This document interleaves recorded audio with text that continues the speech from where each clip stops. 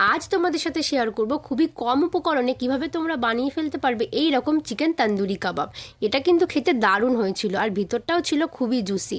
আর এক দু পিস খেলে কিন্তু এই রকম চিকেন কাবাব একদমই মন ভরবে না। যখন তোমরা এগুলো বানাবে কয়েক পিস বেশি করেই বানিও। তো চলো রেসিপিটা তোমাদের সাথে শেয়ার করি। ফার্স্টে চিকেনগুলোর গায়ে আমি ভালোভাবে ছুরির সাহায্যে কাট লাগিয়ে নিলাম। তারপর একটা পাত্রে আমি 1 চামচ মতো টক দই নিয়েছিলাম আর দিলাম 1 চামচ মতো আদা রসুন বাটা। তারপর দিলাম নুন, লঙ্কা গুঁড়ো, ধনে গুঁড়ো, জিরে গুঁড়ো, হাফ লেবুর রস এবং সর্ষের তেল দিয়ে ভালোভাবে মাখিয়ে নিলাম। তারপর চিকেনের গায়ে ভালোভাবে মশলাটা মাখিয়ে নিলাম। একটা বাটির মধ্যে একটা কয়লার টুকরো দিলাম এবং সামান্য ঘি দিয়ে ভালোভাবে ঢেকে রেখে দেবো 2 ঘন্টা পর্যন্ত, যাতে চিকেনগুলোর গায়ে ভালোভাবে স্মোকি ফ্লেভারটা চলে আসে। অন্য একটা প্যানে আমি নিয়ে নিলাম বাটারটা ভালোভাবে মেল্ট হয়ে গেলে দিয়ে দেবো চিকেনের পিসগুলো। ভালোভাবে আমরা কুক করে নেব যতক্ষণ না চিকেনটা সিদ্ধ হয়ে যায়। তারপর গ্যাসে একটু সেঁকে নিয়ে গ্রিন চাটনির সাথে পরিবেশন করুন চিকেন তন্দুরি কাবাব।